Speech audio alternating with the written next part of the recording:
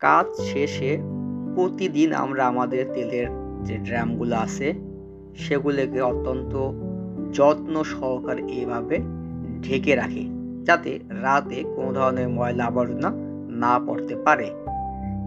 এই সরিষাগুলো আগামীকালকে ভাঙা হবে, তাই এর ময়েশ্চার বা আর্দ্রতা পরীক্ষা করা হচ্ছে।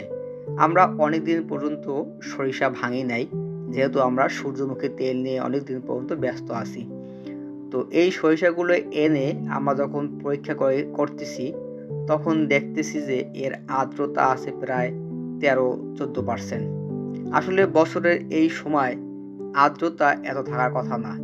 সাধারণত এ সময় সরিষাগুলো শুকিয়ে থাকে এবং এর আর্দ্রতা থাকার কথা 9, 10 বা 8 এরকম। আর আমাদের মেশিনে আর্দ্রতা যদি কম না হয়, অর্থাৎ ভালো শুকানো না হলে সরিষা থেকে তেল বের হয় না, সরিষা গুঁড়া গুঁড়া হয়ে যায়।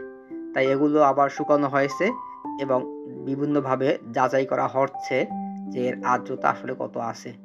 সাধারণত এরকম হওয়ার একটাই কারণ, যে পাইকার আমাদেরকে মাল দিয়েছেন সে এর সাথে পানি মিক্স করে দিয়েছে, তা না হলে এরকম হওয়ার কথা নয়।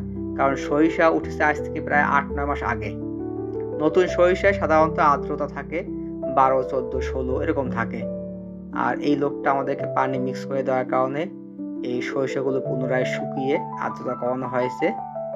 ভালো থাকবেন এবং আপনারা কিন্তু আমাদের কাছে আবার নিয়মিত মাঘী সরিষার তেল পাবেন ইনশাআল্লাহ। আসসালামু আলাইকুম।